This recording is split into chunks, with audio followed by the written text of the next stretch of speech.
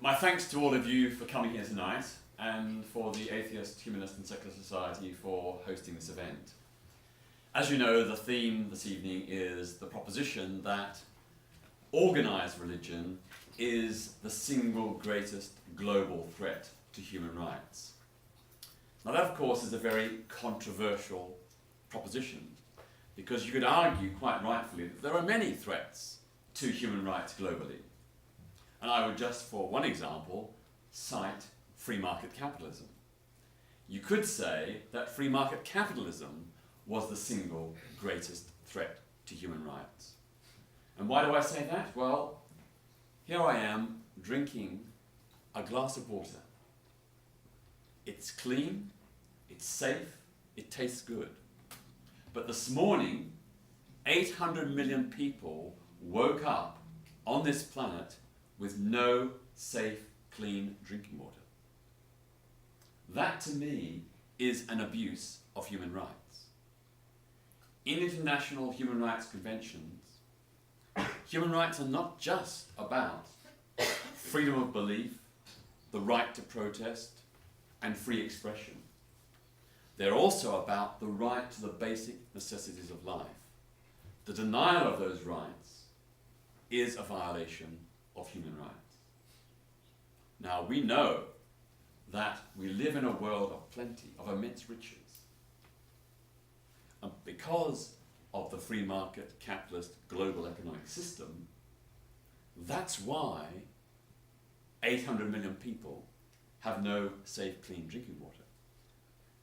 While the 85 richest people on this planet have a combined personal wealth which is as great as the combined personal wealth of the 50 poorest percent of people in the world. So you look at the 50% poorest people on this planet, their combined wealth is equaled by that of the richest 85 individuals. That's because we have a free market capitalist economic system which is not based upon human need, like the need for safe, clean drinking water, but on profit and the aggrandizement and riches of a handful of very powerful people. So I just throw that out as another thing to consider, that free market capitalism is itself an attack and abuse of human rights. But to return to tonight's theme about organised religion, I think we do need to acknowledge and understand that there are people of faith in this country and all countries who do great good, who do not abuse their religion to harm others. So I think of great icons like Archbishop Desmond Tutu, one of the great heroes of the anti-apartheid movement, who is motivated by his Christian faith. I think of Sheikh Ghakwani, one of the leading Shia clerics from Iran, who has proposed the reconciliation of Islam with democracy and human rights. A great icon for human rights within Muslim communities worldwide. But those people, I think, are a minority. Those people do not represent how organised religion manifests itself. Organised religion is very different from individual personal religion. The established faiths, the hierarchies, the leaderships of these faiths so often are complicit, if not active agents, of the denial of human rights. Particularly, for example, the rights of women and lesbian, gay, bisexual, transgender, and intersex people. All across the world, the leaderships of the major faiths do persistently and consistently attack the rights of women and LGBTI people. And that attack is done in the name of religion. Now, I'm conscious that there are many individuals in this country and other countries who share faith but do not support those kinds of policies. I was really gratified that during the debate on same-sex marriage in Britain, 55% of people of faith supported the right of same-sex couples to marry in civil ceremonies in register offices. 55%. Despite the fact that religious leaders in this country, Christian, Orthodox, Judaist, Muslim, and others, argued and campaigned vociferously to deny gay people the right to marry. So that's the good news. The good news is that many people of faith do not share an intolerant, bigoted, anti-human rights agenda. It's the leadership which is so often out of touch. And sadly, of course, this out-of-touchedness is replicated in so many countries. We look at the Christian faith just to give one example. In the United States, it is Christian fundamentalists who have led the charge against women's reproductive rights, against the right of women to have the choice of abortion, against the right of childless couples to have fertility treatment, against embryonic stem cell research, which can help transform people's lives. They've also, of course, opposed same-sex marriage, good sex and relationship education in schools, the provision of condoms to prevent the spread of HIV. That's what organised religion, Christian religion, is doing in the United States.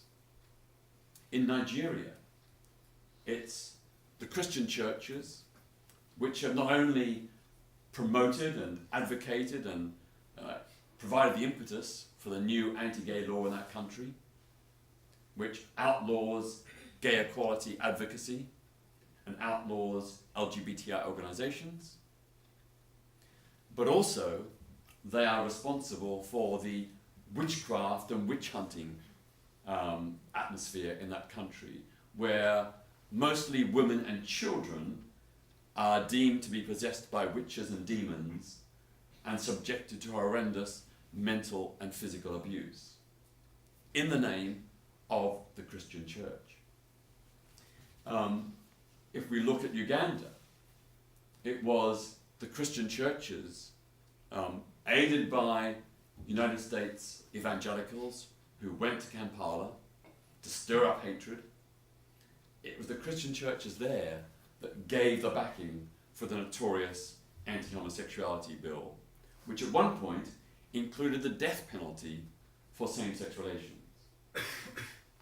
So you get my drift that in many different countries, Christian leaders are on the wrong side of history. Christian leaders are culpable and responsible for legislation and persecution that has impacted many different sectors of societies. If we look at other examples, say Judaism, we see that in Israel, the Orthodox fundamentalist Jewish community there has been a major force against a just peace and settlement with the Palestinian people, spearheading the new settlements in the West Bank, which have undermined the opportunities and chances of peace.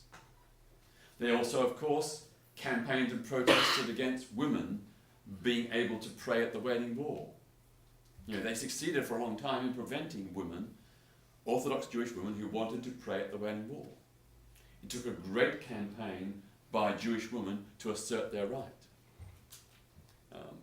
The Jewish fundamentalists in Israel also, of course, campaigned against rights for LGBTI people and sought to ban and prevent gay pride parades and other LGBTI events. So again, we see that organised religion has played a very negative, hostile, anti-human rights role. If we look at the rise of Hindu nationalism and fundamentalism, we see that Hindus in India have been implicated in pogroms and persecutions against Muslims. And indeed, some of the massacres that have taken place have been orchestrated by leading Hindu fundamentalist clerics and political leaders. Even Buddhism, supposedly the great religion of peace, how can you imagine Buddhists persecuting others? Yet right now in Sri Lanka, ultra-Buddhist nationalists and extremists are persecuting Tamils. In Burma, they're persecuting the Rohingya Muslims, many of whom have been burned out of their homes, their shops destroyed, and so on. If we take Islam, again we see so often in this country and elsewhere examples where Islam has political power and it uses and abuses it to harm others. So the biggest persecutors of Muslim people in the world today are Muslim extremists. If you look at Iran, for example, Iran is a Shia Muslim-dominated state where Shia Islam is the official state religion. And that power is used to persecute Sunni Muslims, Ahmadiyya Muslims, Sufi Muslims, as well as Baha'is, Zoroastrians, and others. Conversely, if you take the example of Saudi Arabia, we see in Saudi Arabia how a Sunni Muslim-dominated state persecutes Shia Muslims, and indeed Christians as well. I was involved in a campaign some years ago to defend several Filipino workers, guest workers in Saudi Arabia, who were Catholic. They held a private prayer meeting in their own home, and they were arrested and thrown into jail. So my point is that where religion has political power, often it turns out very badly. Often it means that other faith minorities, or even majorities, get persecuted. I suppose what is happening now in Iraq and Syria with the Islamic State is the epitome of religious intolerance and violence. Here we have, a group of people who, based on a warped, perverted understanding of Islam, are using it to drive what is, in effect, an attempted genocide. A genocide of all non-believers, and indeed all Muslims who don't follow their particular interpretation of Islam.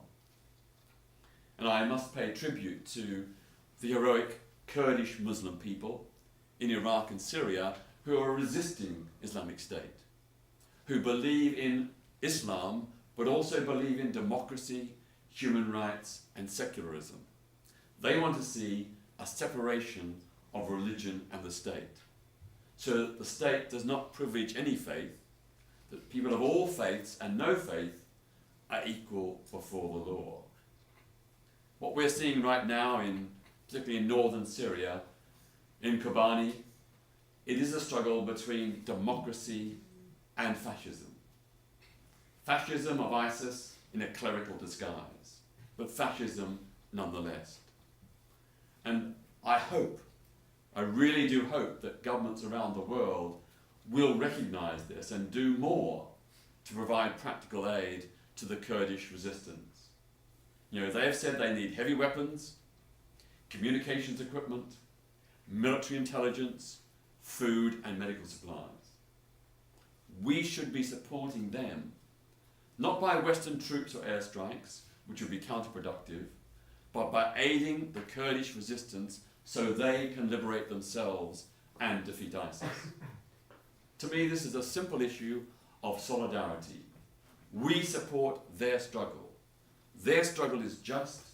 It deserves our support. In the same way that international solidarity rallied to defend democratic Republican Spain against Franco-fascism in the 1930s.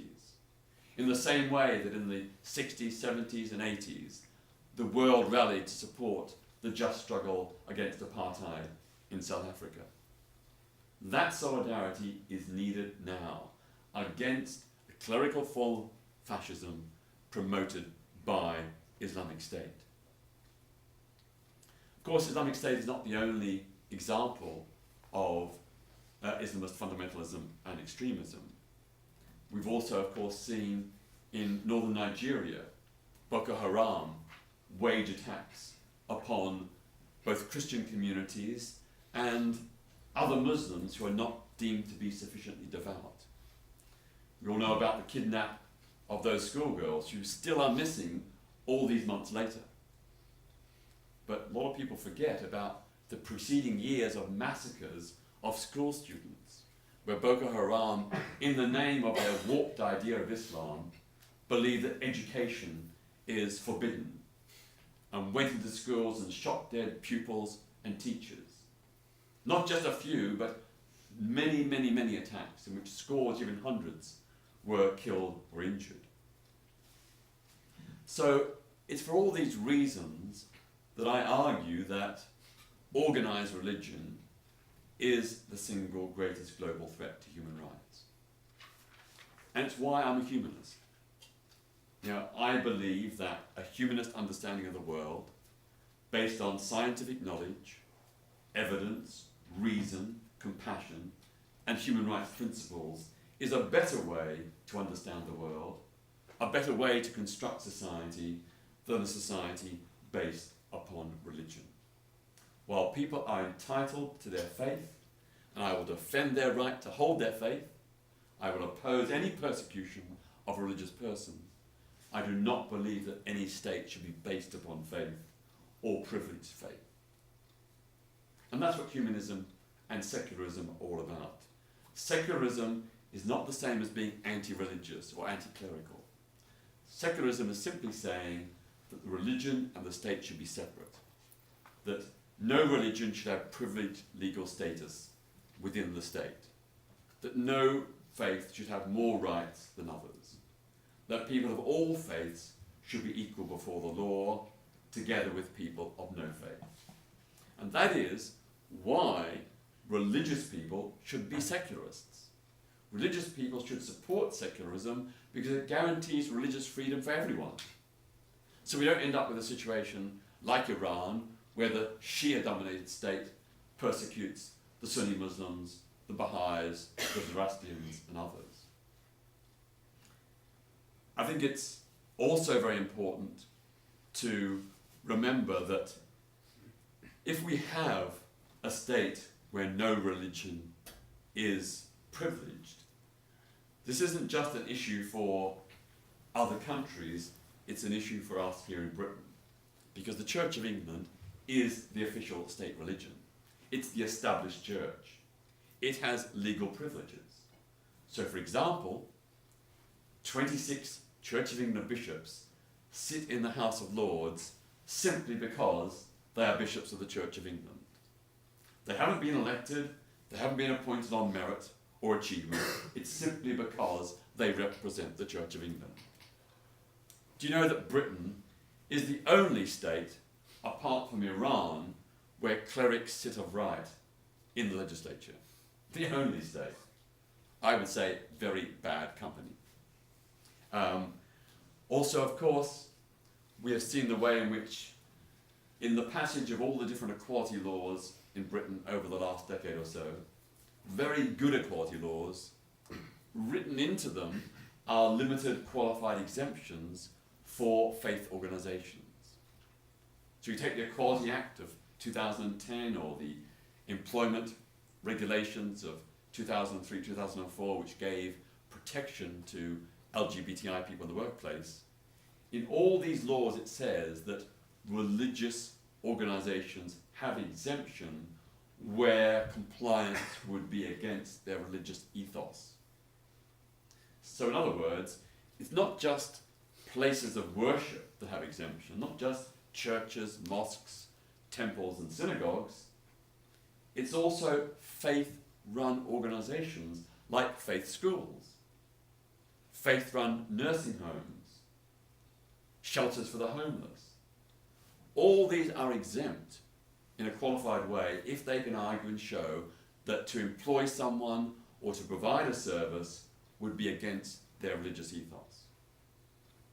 Now, although I disagree with religion, I defend the right of people of faith to hold their point of view. As I said, I would not countenance any discrimination against them. But I also believe that people of faith should be subject to the same laws as everyone else. There shouldn't be two tiers of equality law. Everyone should have the same rights and the same responsibilities. Sadly, that's not what we currently have. Also, when you think about the passage of the same-sex marriage legislation last year, again, the Church of England and the Church of Wales, as established churches, were given special treatment.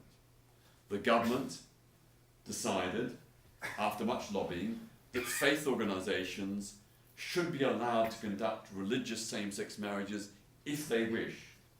So it's purely voluntary or optional. But then the government said, because these are the established churches, these rights shall not apply to the Church of England and the Church of Wales. So those two established churches are prohibited by law from conducting religious same-sex marriages, even if they wish to. Now that, to me, is an attack upon religious freedom. It's saying to religious people, regardless of what you ultimately decide, you will not be allowed by the law to enact religious same-sex marriages. Another example where religious privilege and special protections are enshrined in law. To give another example on a different tack, some of you may be familiar with the Global Peace and Unity Conference, which takes place in London every year, which is organised by Islamic organisations. And many of the speakers they have there are fine. Some of them are very good, I've got no objection. But they've also hosted some speakers who advocate and theologically justify the killing of gay people, of women who have sex outside of marriage, of Muslims who turn away from their faith, or Muslims who don't follow their particular hardline interpretation. Now it's bad enough that this conference takes place at all with these speakers. I'm not saying the conference should be banned, I'm just saying these speakers should not be acceptable at this kind of conference. But what is worse is that successive members of parliament from the three main parties went to and spoke at this conference. The conference has in the past been endorsed by the Mayor of London, Boris Johnson. The conference has even been endorsed by the Metropolitan Police, even though some of these preachers qualify as hate preachers. Again, it's an example of where religion seems to be given a free pass. What some of these speakers were saying was even worse than what the BNP advocates. Killing other human beings. Yet the Mayor of London and the Metropolitan Police endorsed it. They never endorse a conference with BNP speakers or EDL speakers. Why the double standards? I mentioned earlier about same-sex marriage and, of course, the many other law reforms we've witnessed for gay people in Britain in recent years. Let's not forget that until 1999, Britain had by volume the largest number of anti-gay laws of any country in the world, some of them dating back centuries. Although there was a partial decriminalisation of male homosexuality in England and Wales in 1967, it wasn't extended to Scotland until 1980 and not to Northern Ireland until 1982. But even then, most aspects of gay male life remained criminalised. And that didn't change until the post-1999 period. Now, I'm sure you're all familiar with many of the law reforms that have been enacted. In every single case, those law reforms to end discrimination were opposed by Christian, Muslim, and Orthodox Jewish leaders. They opposed an equal age consent. They opposed ending the ban on gay people in the armed forces. They opposed fostering and adoption of children by same-sex couples. They opposed civil partnerships. They opposed the repeal of Section 28. They opposed the laws protecting LGBTI people against discrimination in the workplace and in the provision of goods and services. My point is, discrimination is not a religious value. All the faiths claim as their core values love and compassion. That's not compatible with sanctioning discrimination against other human beings. Yet that is what these faith leaders did in resisting the changes that were brought about in the period since 1999.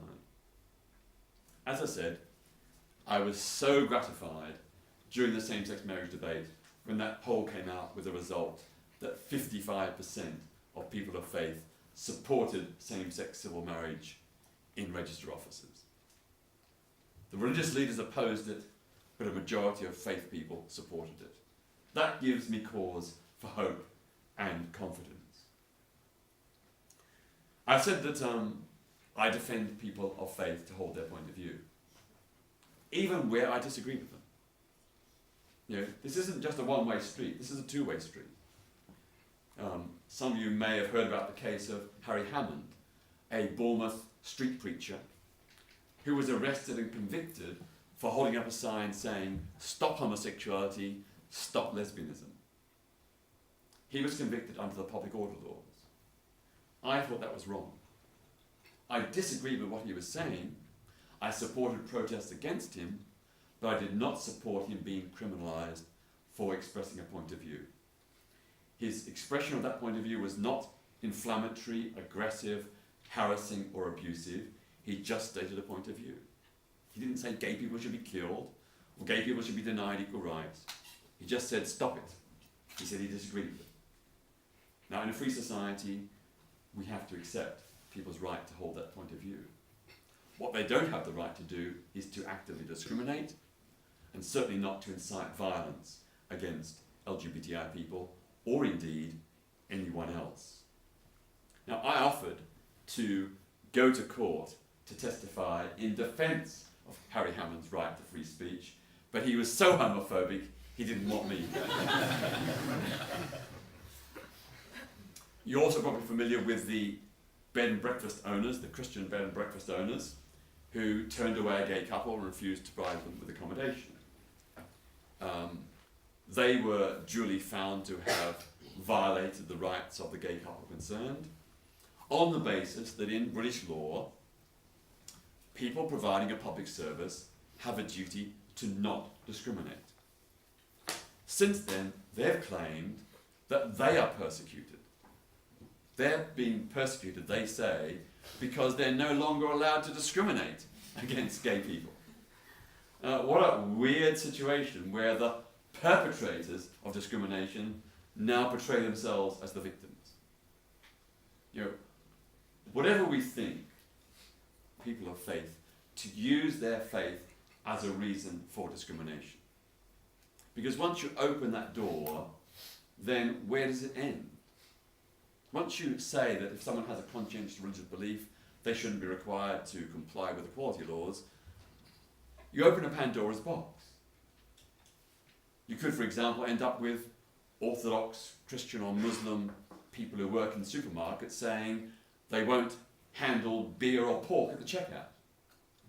You could find that solicitors who are very devout may refuse to handle divorce cases involving adultery, or refuse to provide legal assistance to people of other faiths that they disagreed with. And this has happened in a small number of cases. I recently, 3 years ago, was involved in a case where a gay person was seeking asylum from persecution, I think it was Nigeria, and the solicitor was a devout Christian and refused to take the case because she didn't believe in homosexuality. Well, if a solicitor is allowed to do that, you know, where do people whose personal behaviour or lifestyle or opinions conflict with solicitors, where do they go? It's very important that the legal profession, the medical profession and others provide their service to everyone without discrimination. So I want to finish by just concluding. I've just given you a small snapshot of some of the ways in which organised religion has been complicit or directly involved in the abuse of human rights in this country and around the world. I think that everybody, whether they have a faith or not, needs to stand by the principle of non-discrimination and universal human rights. The United Nations Universal Declaration of Human Rights establishes the principle that human rights are for everyone, without exception. That non-discrimination is for everyone, without exception. That is the principle on which I stand. I don't stand for Western values, or gay rights values, or women's rights values, or any values other than the principle of universal human rights. We are all part of one gigantic human family across this world. Whatever our country or culture, whatever our background, our sexuality, our gender, our race, whatever our beliefs, we are all entitled to human rights. Just because someone lives in a faraway land, just because of whatever personal factors there may be involved, that does not deny them the right to have equal human rights. Yet organised religion so often makes that distinction. It picks and chooses. It's selective about human rights. It hates human rights abuses when they affect people of their faith, but too often is prepared to tolerate human rights abuses against people of other faiths or other lifestyles or backgrounds. We have to say loud and clear that whether we are believers or not, we must stand by the principle of human rights for everyone. That's our challenge today and in the future.